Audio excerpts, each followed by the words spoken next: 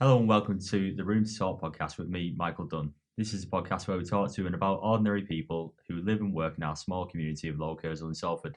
Today's guest is the Reverend of our local parish, St Aidan's Church, Father Daniel Burton. Welcome to the podcast, Father. Thank you. So I'd like to kick us off by really getting your title right, because I think a lot of people can get these wrong in terms of obviously the different churches that are about. So what would you describe yourself as? Is it Vicar, Reverend? I've got lots of different titles. I hope in this interview, Mike, you'll call me Daniel, please. Yeah, that's okay. Absolutely fine. Yeah. So please call me Daniel. But I'm Reverend, I'm Canon, I'm Father, I'm Vicar, I'm Rector. I'm all of those things. So they're not distinguishable for any other. Not thing? Really, no, not really. Okay. Certainly in my role, all of those are kind of correct titles. Okay, that sounds good. So when did you first entertain the idea of becoming a clergyman, and how did that come about? Interesting question.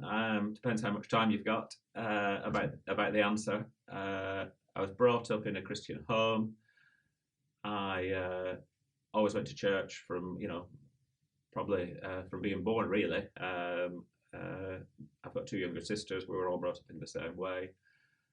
Very happy childhood, but my mother died very suddenly when I was 13. She was 35, had a brain hemorrhage, never been ill in her life, collapsed on a Friday night, died on a Monday morning.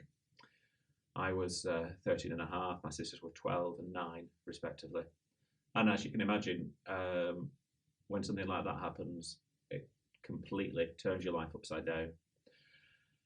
And in trying to process it and trying to come to terms with what had happened, I took the faith, which had been important to her. She was a Sunday school teacher and went to church every week, although that wasn't her only interest in life.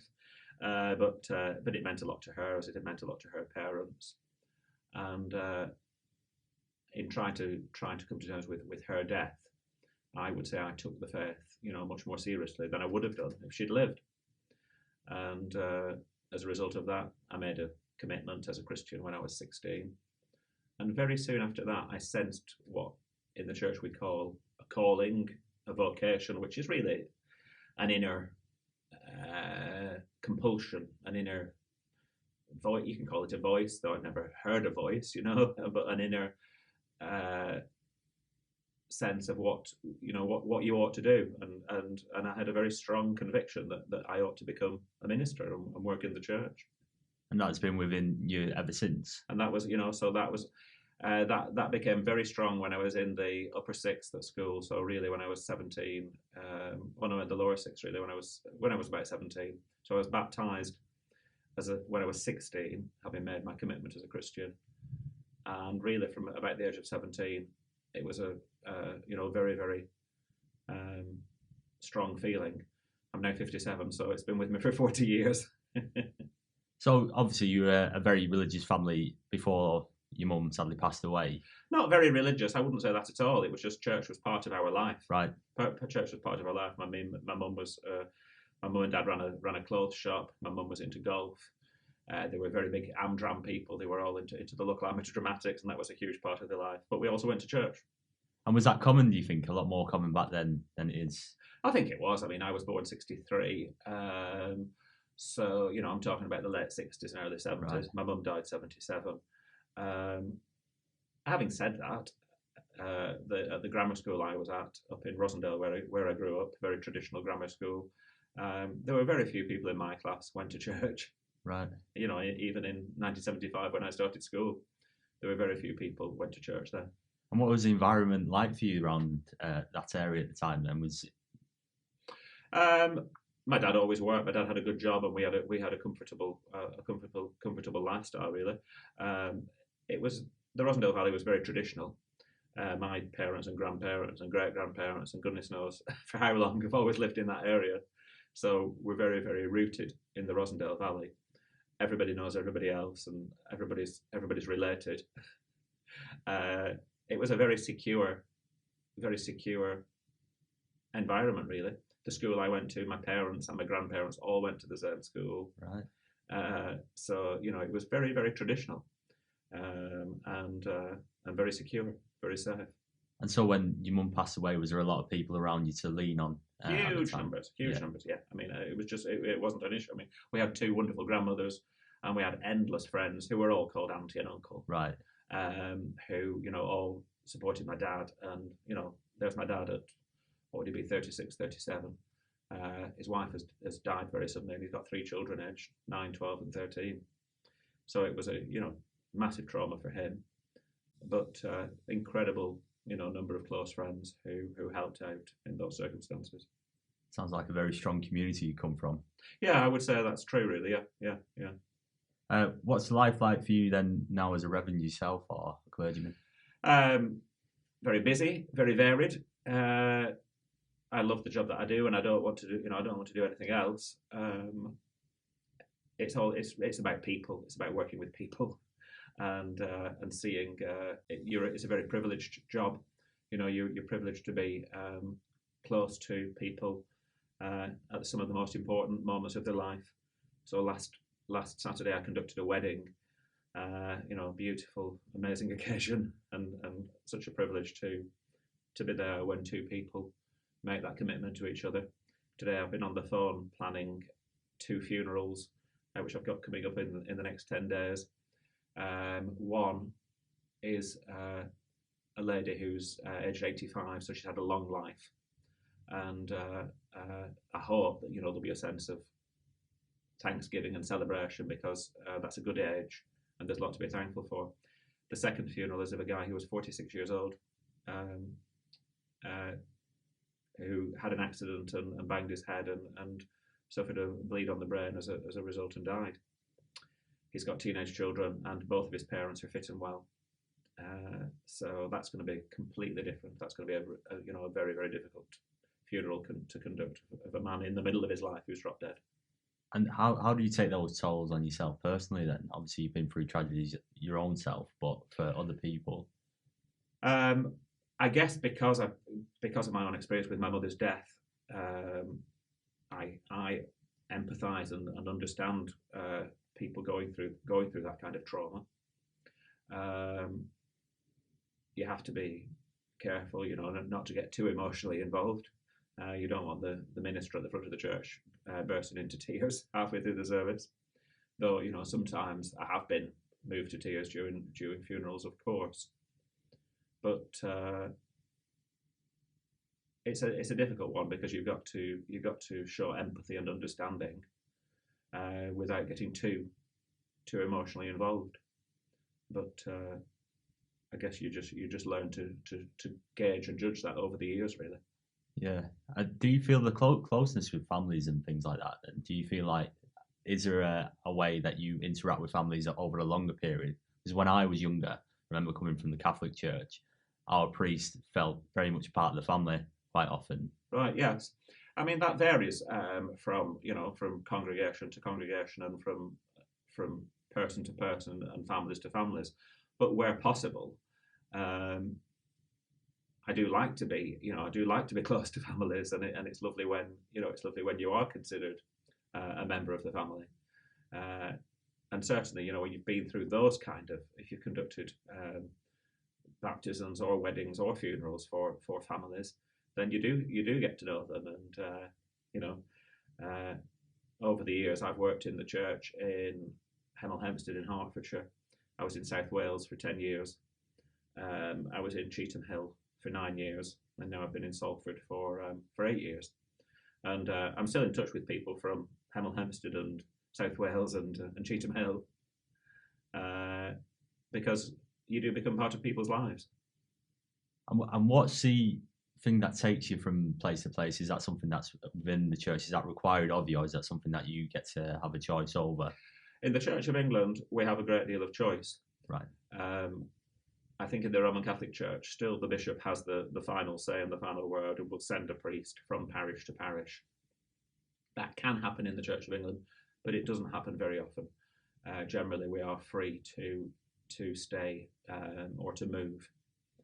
So if I think about my last move, I've been in Cheetham Hill for 9 years, and I was ready for a change. And I didn't move very far. I moved 10 minutes down the road to Salford. I've been in Salford for 8 years, and I'm very happy here. It's very, very fulfilling, very rewarding, and I've got no plans to move in the foreseeable future. Is that something that you get then when you do move to somewhere new? Do you have any objectives that you'd like to get out of that particular parish? No, I don't. I don't myself have have specific objectives. I want to do the best job I can do. I want to build up, to build up and strengthen the community, and hopefully to leave somewhere in a better condition than it was when you found it. But that's not always possible. But that would be my aim. And in your experience, what are the successes you feel that you've had over the years? I think it's quite difficult to talk about success in the church. How do you judge success in the church? You could say that success is simply the fact that the church is still standing and the doors are still open and services are still going on. Numerical success would be good, if the churches grew numerically, and you had more people in church when you left a parish than you did when you began it. That happens sometimes, but the fact is that we're living in a period when all of the traditional denominations are noticing, observing a decline in church membership and church attendance, and that's across the board, and that's to do with huge cultural shifts. Now, you may be able to buck that trend in one or two places and in one or two unusual circumstances, but generally, those movements are far bigger than one individual or one community, and I would see my job in this rapidly changing world as trying to be faithful to the tradition and faithful to the community and doing my best, really, and that I would judge that as successful. I think actually the way that I framed that question, to be fair to yourself, is quite cynical in terms of the modern day, and obviously people having targets for everything and not really understanding what it is that you go into your faith for. So I think looking at it, do you think people tend to worship a different way? Sorry, do you think people tend to worship in different ways now, or worship potentially different things in their daily lives?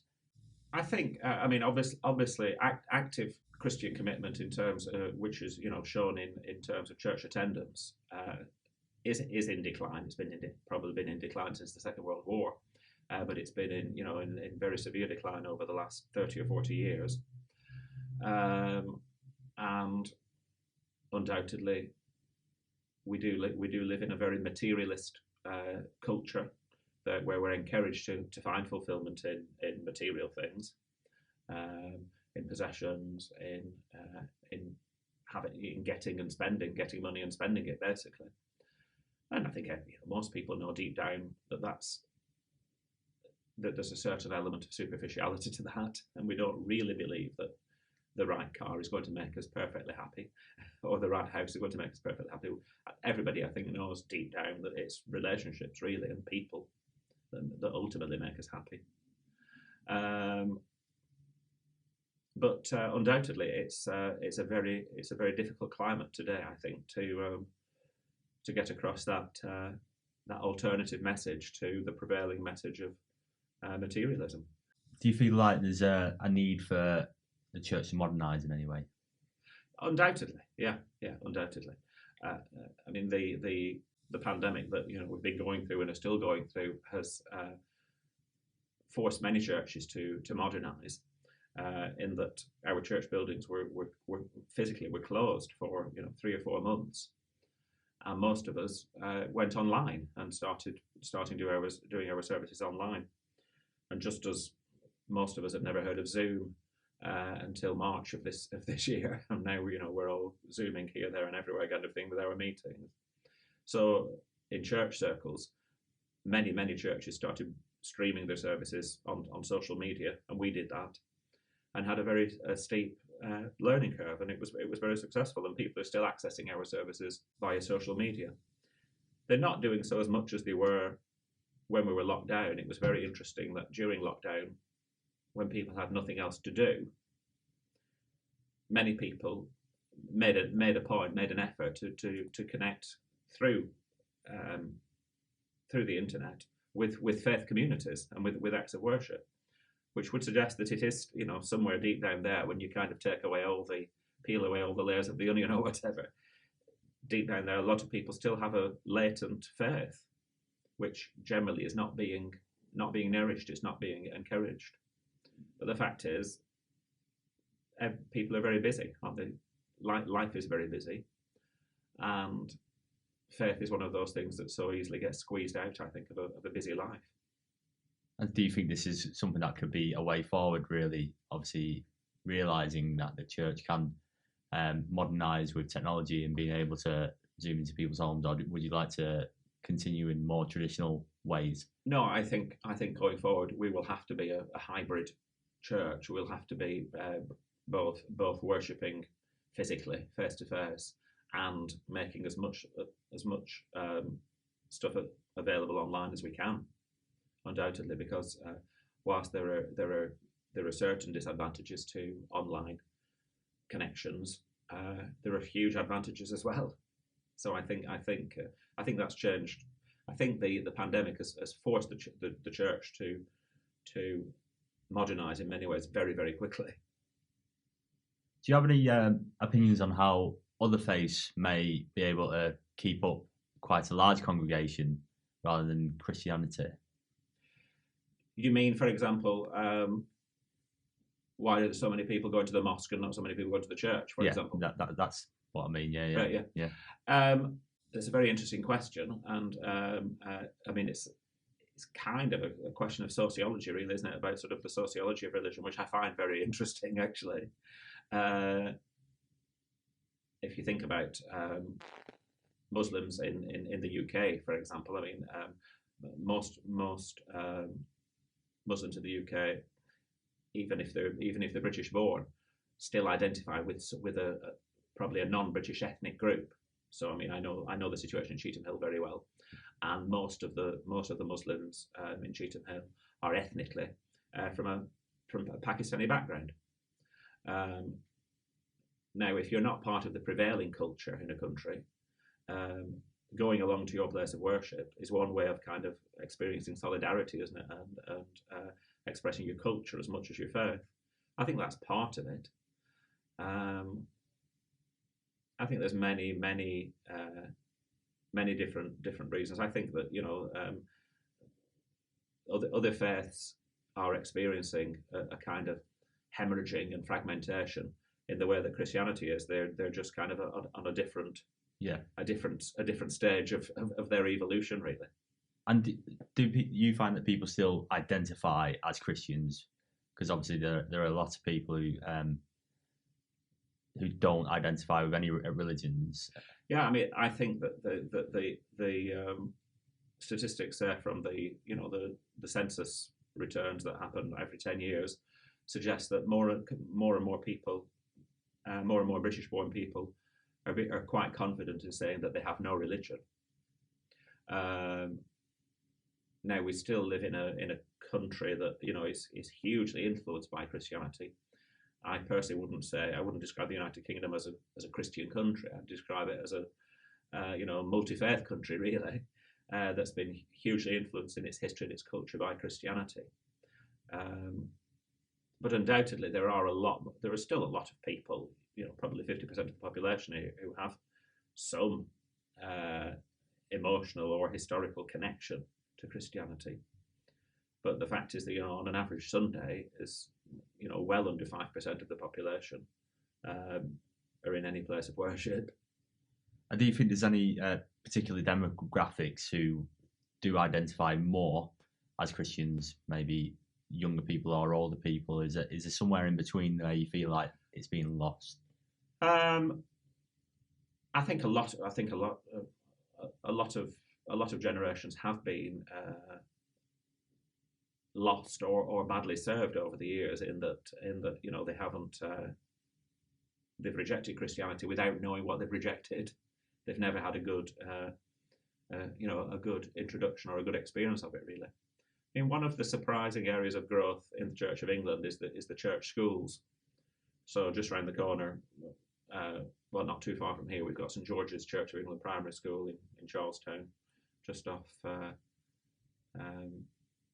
remember the name of the road now, but that's one of our local church schools, and the Diocese of Manchester has more church schools than any other diocese in the country. There are huge numbers of church schools in the northwest, where families choose to send their children to Church of England primary schools, which are explicitly Christian. They're going to have an act of worship, and they're going to be taught Christian values, and many families still want their children to be brought up in that environment.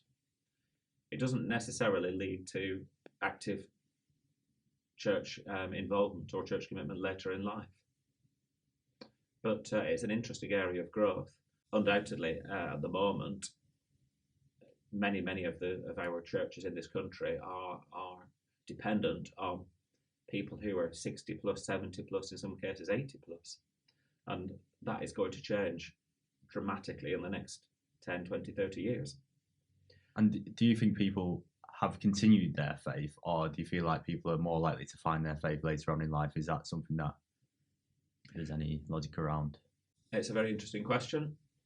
I think that some of the big experiences of life that we've been talking about, births, marriages, and deaths, those are kind of fundamental human experiences, aren't they? That when you give birth to a child, when you fall in love and want to get married, when somebody that you love dies, these are experiences that cause us to ask, what's it all about?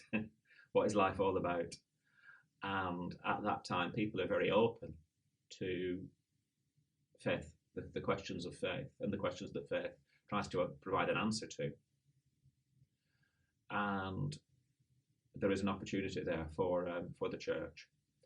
But if those seeds haven't been sown earlier in life, people may expect to find it in a horoscope or in a reading of tarot cards, rather than in more traditional forms.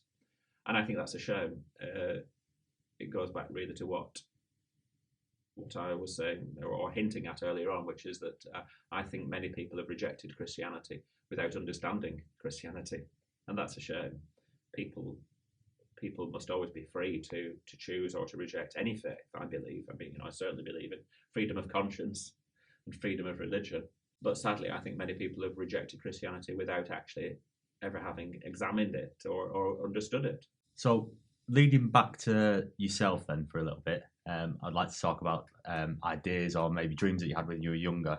So obviously you were more committed to your faith really from a young age as it was, but did you have any dreams when you were younger about maybe doing another career? Is there ever a possibility that could have happened? The only memory I have of an alternative career really was that I wanted to be an archaeologist. I was interested in history and local history, particularly, and digging things up, and I was quite interested in being an archaeologist. History still is one of my favourite subjects. When I was getting to towards the upper years in grammar school, I really didn't know what I wanted to do as a job, and it was my dad wanted me to be either to be a solicitor or an accountant, because he wanted me to have a good salary. And I thought, well, I can't be an accountant because I hated maths and I hated numbers at that time. So I thought I'll have to be a solicitor. And it was only when I got into the process of looking at going to study law, my sense of calling became very strong. And then again, it was this kind of inner conviction, really, that saying to me, you don't want to study law. You know what you want to do. You want to be a minister.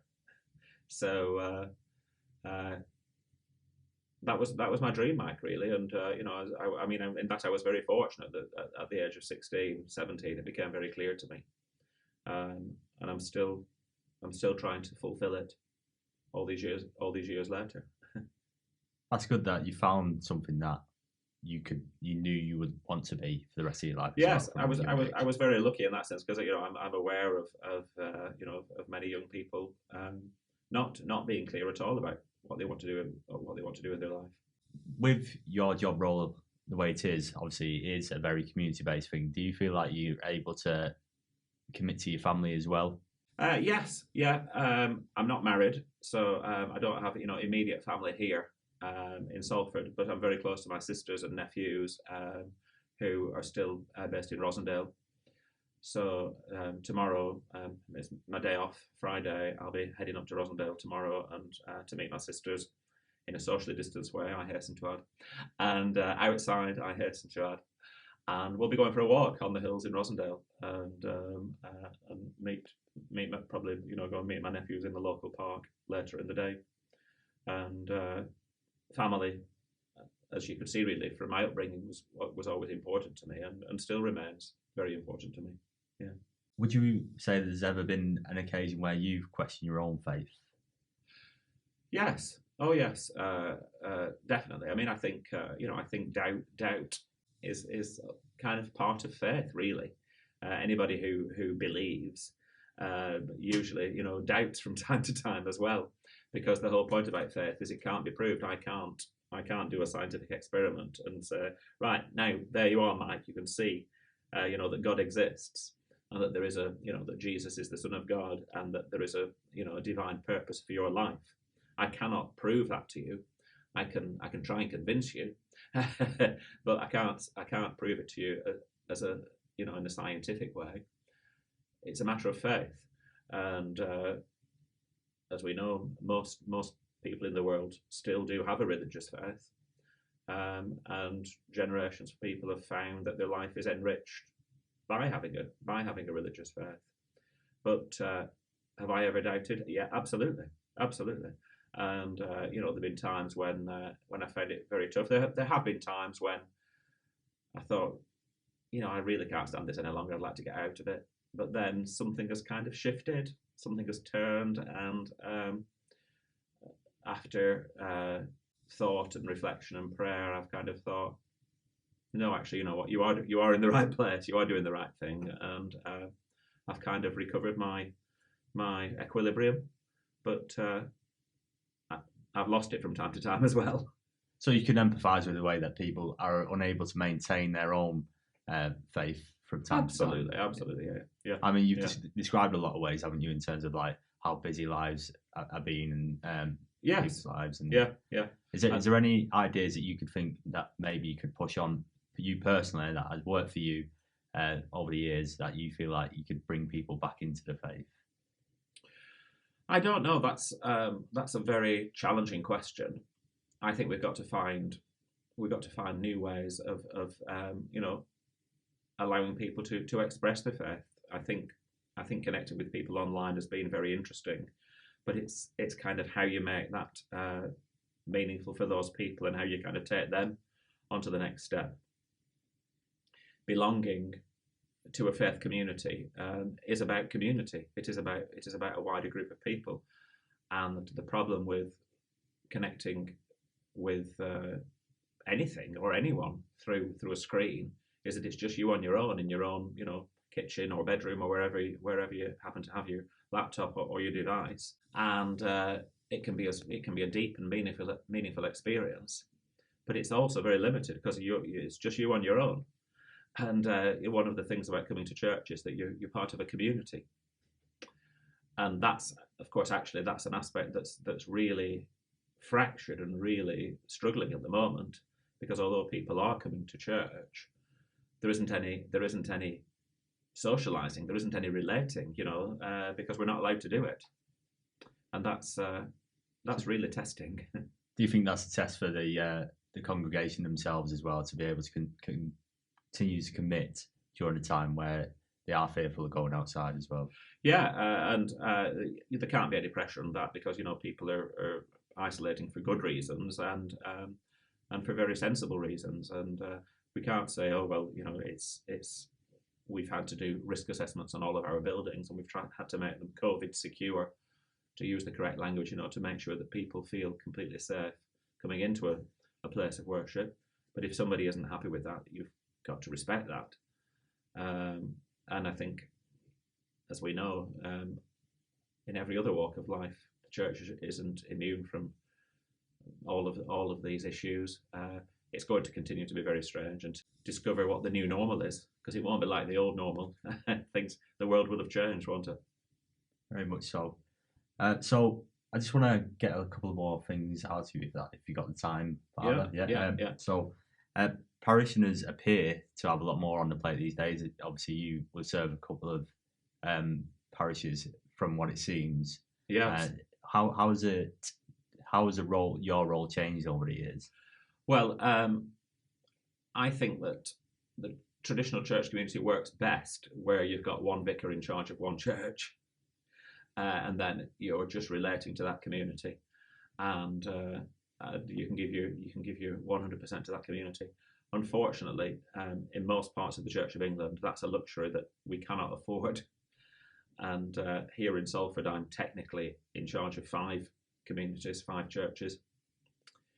St Thomas's at Pendleton, Holy Angels at Claremont, St Luke's at Weast, Emmanuel round the corner in Langworthy, and here we are in St Aidan's in Lower Kersal. And that is far from ideal, Mike, because any one of those jobs could be a full-time job if I could give it, if I could give them 6 days a week, and I can't, because the system doesn't allow it. The system can't afford it. So that means that congregations have to be much more self-reliant. People have to, they have to do quite a bit of the pastoral care, particularly themselves. That's something wonderful that's developed during lockdown. In the church members have all taken responsibility for a list of names, and they've been making weekly phone calls and phoning around to make sure that people are all right, and keeping in touch with people in that way. And I know that that's meant a great deal. I'm presuming that takes a lot of the toll on you as well as an individual. Is there anywhere that you can go to be able to have a bit of advice or a little bit of comfort? This evening I've got a social event on Zoom with a network of clergy. It won't be as encouraging as it is normally when we're able to meet face to face, but it is meeting colleagues who are going through the same challenges, and so there's a certain amount of encouragement and solidarity in that, and I try to take advantage of those kind of things as much as I can. Okay, so finally, for going to the future, for people who maybe listen to this who like to re-engage with their faith but couldn't do it in the traditional ways, are there any ways that you think you could recommend, any books or anything online that you'd be able to recommend a modern Christian? There's so much stuff online, though. Of course, there's so much dodgy stuff online. There's so much as good stuff. I would say if you were tempted to do stuff online, then make sure that you go through one of the mainstream denominations, which have all got fantastic online presence, whether it's Roman Catholic, Church of England, Methodist, whichever, one of the traditional denominations you feel comfortable with. See what they've got online and look at their stuff. There are plenty of books available, plenty of stuff. If you were to again go online or go down to Waterstones on Deansgate and look in their section on religion and spirituality, you'll find all sorts of interesting stuff available. And you'll probably be surprised that some of the well-known characters and personalities for whom faith is an important part of their lives. There's nowhere that I feel that that Christianity is in danger of dying out in the United Kingdom. I think that's unimaginable. That in the foreseeable future, it's so ingrained in our culture, and there are still so many outlets. If you think of a church as an outlet, there are so many outlets of Christianity. But undoubtedly, I think it's going to change dramatically over the next 10 or 20 years. And I think everything that's happening with the pandemic at the moment is just expediting that change. It's just going to happen much more quickly. So it's an exciting time that people will give Christianity a fair hearing. I'll give it a fair hearing, because many people have written it off without really grasping what it's all about, and that's a shame. If you'd examined the evidence and you've found it wanting, fair enough. But give it a fair chance, because all the statistics show that people who have a religious faith generally are happier, more fulfilled people, and they tend to live longer as well. Father Daniel, thank you for your interview today. Thanks for sitting down. There's a lot to take away from that, and I do hope that people can re-engage with Christianity and definitely take away some of your advice from that as well. Thanks, Mike. Thanks for the opportunity. I've really enjoyed it. Lovely. Thank you very much.